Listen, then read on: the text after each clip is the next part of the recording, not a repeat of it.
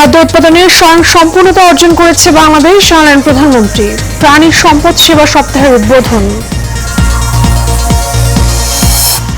আমদানিকারকদের দাবির প্রেক্ষিতে বাড়ল বোতলজাত সয়াবিন তেলের দাম। খোলা তেল লিটারে 2 টাকা কমিয়ে 147 টাকা নির্ধারণ। এবং দেশ জুড়ে চলছে তীব্র তাপপ্রবাহ। প্রচন্ড গরমে নাভিশ্বাস সাধারণ মানুষের। হাসপাতালে বাড়ছে ডায়রিয়া রোগী।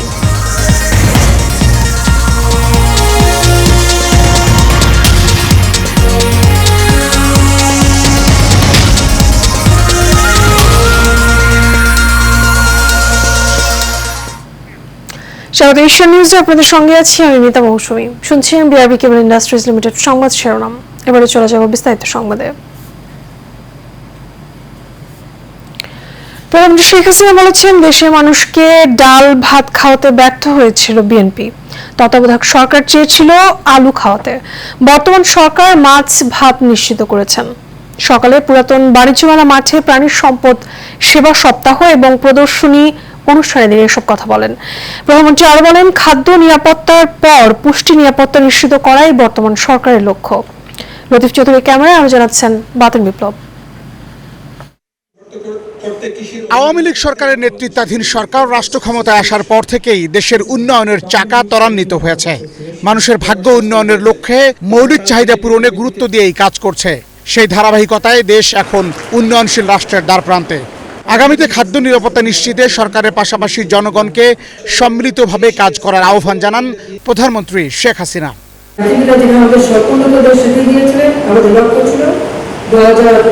সালে জাতীয় জন্মশতবার্ষিকী এবং 21 সালে স্বাধীনতা সুবর্ণ জয়ন্তী সময় গত বাংলাদেশকে আমরা আরো এক ধাপ উন্নীত করবো।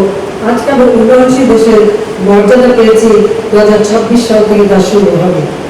প্রাণী সম্পদ সেবা সপ্তাহের উদ্বোধনী অনুষ্ঠানে সরকার প্রধান বলেন, বঙ্গবন্ধু বলেছিলেন ভিক্ষুক জাতির ইজ্জত থাকে না, তাই নিজেরা স্বাবলম্বী হয়ে বিশ্ব দরবারে মাথা উঁচু করে দাঁড়াতে সব সময় বঙ্গবন্ধুর আদর্শ সামনে রেখে চলতে হবে। আমরা কারোর কাছে হাত পেতে চলবো না, নিজের ফসল নিজে উৎপাদন করবো। তার কারণ হলো জাতির পিতা বঙ্গবন্ধু শেখ মুজিব ফসল বলতে যে আমরা কারোর কাছে ভিক্ষা চাইবো না, কারণ ভিক্ষুক জাতির ইজ্জত থাকে না। তো ভিক্ষুক জাতির কখনো ইজ্জত থাকে না। আমরা মান সম্মান নিয়েই বিশ্ব দরবারে মাথা উঁচু করে চলতে চাই।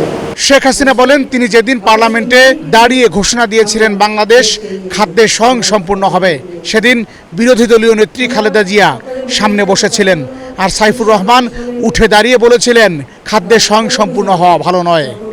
অর্থমন্ত্রী সাইফুর রহমান উঠে দাঁড়িয়ে বলল, খাদ্যে স্বয়ংসম্পূর্ণ হওয়া ভালো না, তাহলে খাদ্য সাহায্য পাওয়া যাবে না। আপনারা চিন্তা দেখেন যে তাদের চিন্তাধারাটা ছিল যে আমরা প্রতিনিয়ত অন্যের কাছে হাত পেতে চলব, অন্যের মুখাপেক্ষি হয়ে থাকবো, আর ভিক্ষা চেয়ে খাবার এনে খাবো। স্বাবলম্বী হতে হলে স্বাধীনতার চেতনার মতো প্রতিটি ঘর থেকে সরকারের জন্য সহায়ক শক্তি তৈরি করারও বিকল্প নেই বলে মন্তব্য করেন শেখ হাসিনা। জাতির পিতা বঙ্গবন্ধু শেখ মুজিবের সামনে সোনার বাংলাদেশ ইনশাআল্লাহ আমরা গড়ে তুলব। এবং বাতেন বিপ্লব, এশিয়ান টেলিভিশন, ঢাকা। সরকারের পাশাপাশি বেসরকারি উদ্যোক্তাদের প্রাণী সম্পদ উন্নয়নে একযোগে কাজ করার আহ্বান জানিয়েছেন প্রধানমন্ত্রী শেখ হাসিনা। আজ রাজধানীতে জাতীয় প্রাণী সম্পদ সেবা সপ্তাহ এবং প্রদর্শনী 2024 উদ্বোধন শেষে ACI animal health and ACI genetics stall পরিদর্শনে তিনি এসব কথা বলেন। প্রধানমন্ত্রী বলেন, এই সেক্টরের উন্নয়নে দেশের বেকারত্ব দূর করা সম্ভব। এ সময় ACI agri business president doctor FH Ansari প্রধানমন্ত্রীকে প্রাণী সম্পদ সেক্টরের বিভিন্ন কার্যক্রম সম্পর্কে অবহিত করেন।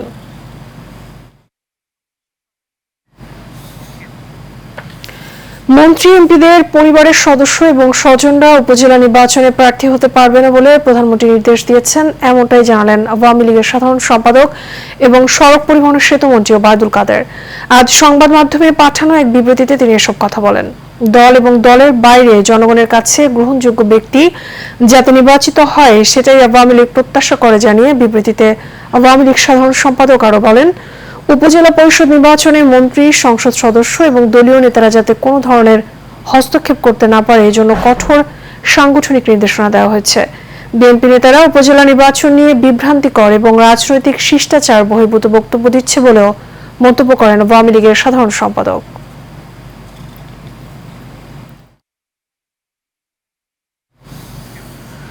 খোলা সয়াবিন তেলের দাম প্রতি লিটারে 2 টাকা কমিয়ে 147 টাকা নির্ধারণ করেছে সরকার। তবে বোতলজাত তেলের দাম প্রতি লিটারে বাড়ানো হয়েছে 4 টাকা। আজ ট্যারিফ কমিশনের সঙ্গে বৈঠক শেষে তথ্য জানান বাণিজ্য প্রতিমন্ত্রী হাসানুল ইসলাম টিটু। তিনি বলেন, খোলা সয়াবিন তেলের দাম 2 টাকা কমিয়ে 147 টাকা এবং বোতলজাত সয়াবিন তেলের দাম 4 টাকা বাড়িয়ে 167 টাকায় নির্ধারণ করা হয়েছে। তাৎক্ষণিকভাবে এই সিদ্ধান্ত কার্যকর করা হবে জানিয়ে বাণিজ্য প্রতিমন্ত্রী বলেন, আন্তর্জাতিক বাজারের সঙ্গে মিল রেখে সয়াবিন তেলের যৌক্তিক মূল্য ঠিক রাখার চেষ্টা করা হচ্ছে। প্রকাশ করে আপনাদের বলেছি, এই জন্য আমরা বিকল্প আমরা কিন্তু এই ভোজ্য তেলের শতভাগ সাপ্লাই দিচ্ছি। সরকারের এখানে কিন্তু কোনো সাপ্লাই চেইন বিকল্প কোনো মেকানিজম নাই। তারপরেও আমি মনে করি যে ওনারা অত্যন্ত দায়িত্বশীলতার সাথে কাজ করছেন। এইভাবে যদি ওনারা দায়িত্ব নিয়ে ব্যবসা করেন, সরকারের পক্ষ থেকে সকল সহযোগিতা আমরা করব এবং আপনাদের কাছ থেকেও আমি সহযোগিতা চাই। রোহিঙ্গাদের প্রত্যাবাসন সহ ত্রাণের ব্যাপারে সহায়তা করার পাশাপাশি বড় ধরনের দুর্যোগ মোকাবেলায় সহযোগিতা করবে রাশিয়া, এমনটাই জানিয়েছেন দুর্যোগ এবং ত্রাণ প্রতিমন্ত্রী মহিবুবুর রহমান। সকালে নিজ কার্যালয়ে ঢাকায় নিযুক্ত রাশিয়ার রাষ্ট্রদূত অ্যালেক্সান্ডার ম্যানতেতস্কির সাথে সাক্ষাৎ শেষে তিনি এসব কথা বলেন। তিনি জানান, এ সময় সুনির্দিষ্টভাবে দুর্যোগ ব্যবস্থাপনায় কারিগরি সহযোগিতা, আশ্রয় কেন্দ্র নির্মাণ, বিভিন্ন রকম প্রশিক্ষণ এবং দুর্যোগ সম্পর্কিত তথ্য উপাত্ত বিনিময়ের প্রস্তাব দেন রাশিয়ান রাষ্ট্রদূত। এছাড়াও পোশাক শিল্পের রপ্তানি বাড়ানোর আগ্রহের কথা জানান রাষ্ট্রদূত।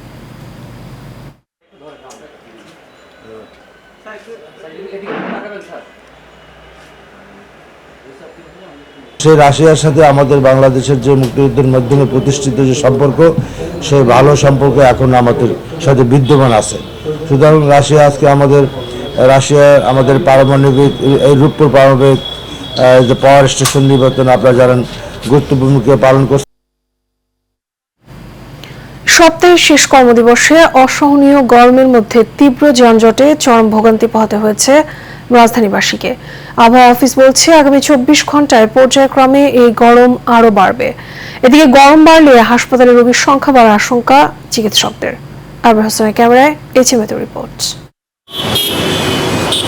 ঈদুল ফিতরের ছুটি শেষে চিরচেনা রূপে ফিরেছে রাজধানীর যানজট। অসহনীয় গরম আর যানজটে চরম ভোগান্তি পোহাতে হচ্ছে রাজধানীবাসীকে। আবহাওয়া অফিস বলছে, পর্যায়ক্রমে এই গরম আরো বাড়বে। বর্তমানে যে অবস্থা দেখা যাচ্ছে দেশের 5টি বিভাগে অর্থাৎ রংপুর, রাজশাহী, খুলনা, বরিশাল এবং ঢাকা বিভাগের উপর দিয়ে মৃদু থেকে তীব্র তাপপ্রবাহ বয়ে যাচ্ছে। তো 24 ঘন্টা পরে তাপমাত্রা কিছুটা বাড়তে পারে। সেই ক্ষেত্রে তাপপ্রবাহের আওতাটাও আরো বাড়তে পারে এবং সেই ক্ষেত্রে তাপমাত্রা বাড়লে সেক্ষেত্রে তাপমাত্রার তীব্রতাটা কিছুটা বাড়তে পারে। এদিকে তীব্র গরমে রাজধানীর হাসপাতালগুলোতে বাড়ছে রোগীর সংখ্যা। সর্দি, জ্বর, কাশি, টাইফয়েড ও ডায়রিয়ার লক্ষণ নিয়ে হাসপাতালে আসছে শিশু ও বৃদ্ধরা। জ্বর ছিল, এখন অনেকদিন যাবত কাশি, যেন বাবার সাথে হসপিটালে আসছি। জ্বর আছে আমার গায়ে এখনো, কাশি, ঠান্ডা, জ্বর, এই জন্য আসছি ডক্টর দেখাইতে। এখানে চিকিৎসা নিতে আসছে, এরপরে সাথে জ্বর ছিল, শরীর বিষ ব্যথা ছিল। গরম বাড়লে রোগীর সংখ্যা বাড়ার শঙ্কা রয়েছে। তাই গরমের এই সময়ে শিশু ও বৃদ্ধদের সতর্ক থাকতে বলছেন চিকিৎসকরা। যখন গরমটা বাড়ছে এই সময় কিন্তু আমাদের পেশেন্টটা বেশি থাকে, বেশিরভাগই সর্দি, ঠান্ডা, কাশি নিয়ে আসছে, সাথে কিন্তু ডায়রিয়া। তো এক্ষেত্রে দেখা যাচ্ছে শিশুরা আর বয়স্করা বেশি কিন্তু আক্রান্ত হচ্ছে এবং ভর্তি কিন্তু হচ্ছে শিশুরা আর বয়স্করা। সাথে মাঝে যারা এই আছে, যারা আসলে শ্রমিক যারা আছে, বাইরে কাজ করছে, রিক্সা চালক বা দিনমজুর যারা আছে, তারাও কিন্তু এই গরমে আক্রান্ত হচ্ছে, কারণ তারা বাইরে বেশি সময় কাজ করছে। যে গরমে অবশ্যই সুতি জামা কাপড় পরবে এবং বাইরে বেরোলে ছাতা ব্যবহার করবে, বেশি পরিমাণে পানি খেতে হবে। এইচএমইটু, এশিয়ান টেলিভিশন, ঢাকা। টানা 2 মাস ধরে মিয়ানমারের রাখাইন রাজ্যে সরকারি বাহিনীর সঙ্গে দেশটির সশস্ত্র গোষ্ঠী আরাকান আর্মির সংঘর্ষ চলছে।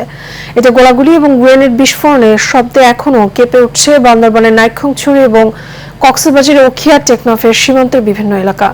এমন পরিস্থিতিতে স্থানীয়রা যেমন রয়েছেন চরম আতঙ্ক এবং উৎকণ্ঠায়, তেমনই বিঘ্ন হচ্ছে তাদের দৈনন্দিন জীবনযাত্রাও।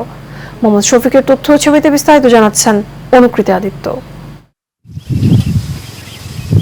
মিয়ানমারের বিস্ফোরণের বিকট শব্দে এখনো কেঁপে উঠছে টেকনাফের সেন্ট মার্টিন দ্বীপ সাবরাং, টেকনাফ পৌরসভা, হিল্লা ও হোয়াইক্যাং সীমান্তের অন্তত 13টি গ্রাম।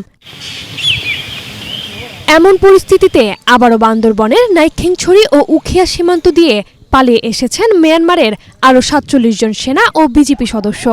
অন্যদিকে মিয়ানমারের এই অভ্যন্তরীণ সমস্যার কারণে উখিয়া, টেকনাফ ও নাইক্ষ্যংছড়ি সীমান্ত এলাকায় আতঙ্ক ছড়িয়ে পড়েছে।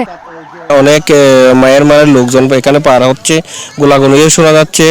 আমরা এখন আতঙ্কে আছি। কোন সময় কি ঘটনাটা ঘটে যায় মানে কোনো নিরাপদ নাই আমাদের। তবে এই পরিস্থিতিতে বিজিবির পক্ষ থেকে সীমান্তে বিজিবির টহল ও তৎপরতা আরও বৃদ্ধি করার দাবি স্থানীয়দের। মানুষের দৈনন্দিন যে কাজকর্ম আছে এটার উপর অনেক প্রভাব পড়ছে। বিজিবিকে অবশ্যই আরো কঠোর এবং কঠোরভাবে এটা দমন করতে হবে। টানা 2 মাস ধরে মিয়ানমারের রাখাইন রাজ্যে সরকারি বাহিনীর সঙ্গে সংঘাতে জড়িয়েছে দেশটির সশস্ত্র গোষ্ঠী Arakan army. অনুকৃতি Aditya, Asian television. এবার সারা বাংলা।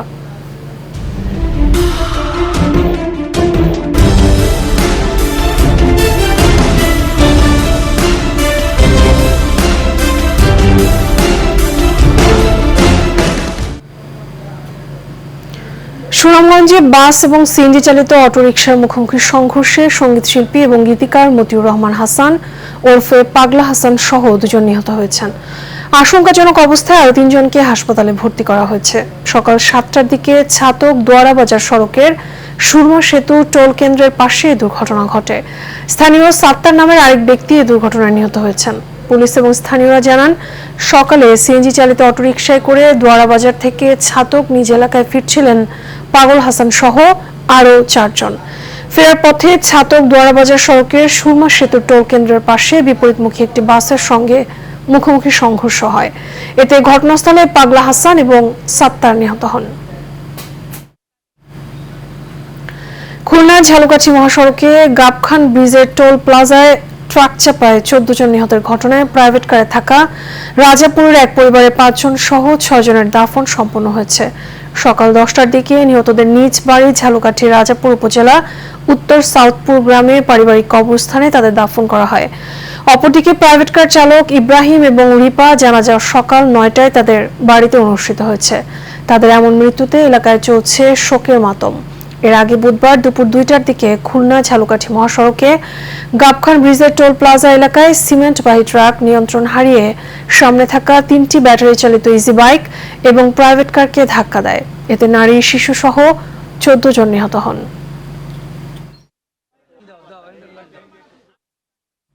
এবার এইচএম স্টিল চট্টগ্রাম সংবাদ।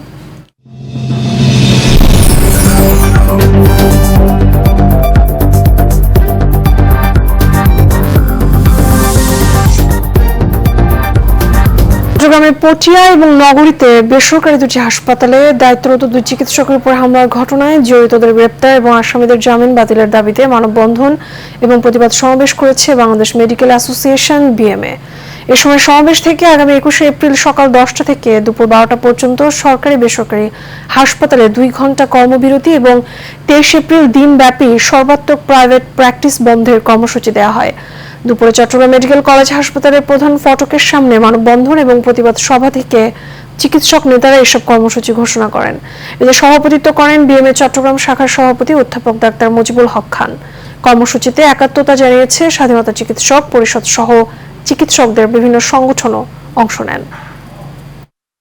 এর সাথে শেষ করবো এশিয়ান নিউজ। তার আগে বিআরবি কেবল ইন্ডাস্ট্রিজ লিমিটেড সংবাদ শিরোনামগুলো জানাবো আরও একবার।